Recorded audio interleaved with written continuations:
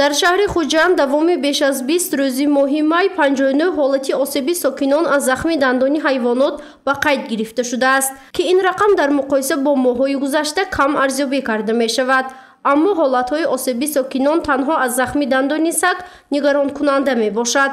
дар ин бора мудири шӯъбаи эпидемиологияи маркази назорати давлатии санитарию эпидемиологияи шаҳри Хуҷанд Нигина Баротова иттилоъ дод. вай таъкид кард, ки аз шумории умумии осебдидагон танҳо дар моҳи май 23 нафар аз захми дандони саг ҷароҳат бардоштанд.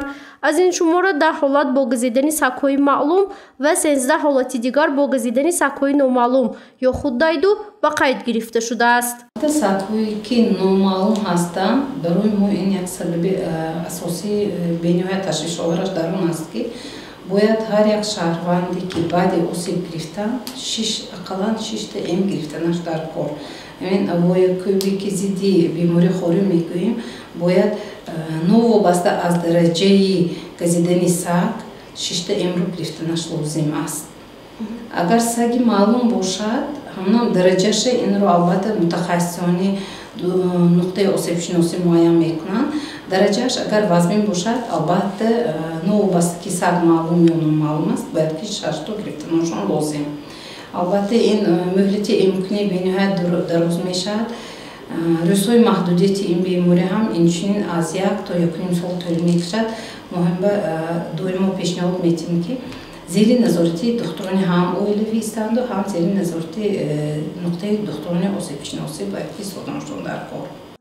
бино ба иттилои масъулини маркази назорати давлатию санитарии эпидемиологияи шаҳри Хуҷанд давоми чанд соли охир ҳолатҳои осеб дидани сокинон аз захми дандони ҳайвонот ба хусус сагу гурба дар шаҳр зиёд шудааст. сокинони аз захми дандони ҳайвонот осеб дида асосан истиқоматкунандагони маҳаллаи Чашма, микроноҳияҳои Саюм, 18-ум, 28-ум ва маҳаллаҳои 34-у 32 мебошанд. иттилоъ дода шуд, ки ба ҳамаи захмбардоштагон сари вақт ваксинаи зидди бемории ҳорӣ гузаронда шудааст ва аз оғози сол то имрӯз ягон ҳолати гирифтории сокинон ба бемории ҳорӣ ба қайд гирифта нашудааст. аз тамоми сохторҳои мақомотҳои дахлдор бо намояндаги муовини рейиси шаҳри Хуҷанд ин ҷаласа гузаронида шуд оиди пешгирии бемории ҳорӣ.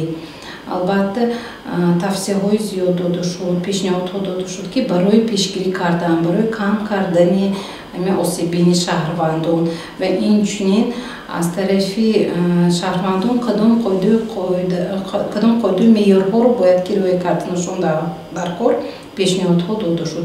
дар 5 моҳи соли равон дар миқёси шаҳри Хуҷанд бемории хорӣ ба қайд гирифта нашудааст. дар ҳамин ҳол аз корхонаи воҳиди давлатии коммуналии хизматрасонии нақлиёти санитарии шаҳри Хуҷанд иттилоъ доданд, ки дар моҳи майи соли ҷорӣ дар ҳудуди шаҳр 280 адад сагҳои дайду ё худ бесоҳиб безарар карда шуданд. давоми чанд соли охир зиёд шудани сагҳои бесоҳиб ва гаштугузори онҳо дар мавзеъҳои серодам масъулинро низ нигарон кардааст. гурӯҳи махсуси безараргардонӣ давоми ҳафта 3 маротиба дар ҳудуди шаҳр сагҳои бесоҳиб ё худ дайдуро қир мекунанд, ки ин кор шабона иҷро карда мешавад ва дар асоси дархосту шикояти сокинон сурат мегирад.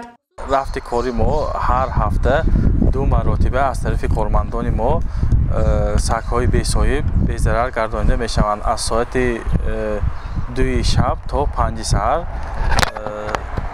сагҳои бесоҳиб безарар гардонида мешаванд. бештар дар минтақаи 14-15 микрорайон, дар минтақаҳои 28-27 микрорайон ва минтақаҳои 7 микрорайон сагҳои бесоҳиб аз бисёранд, аз сабаби ки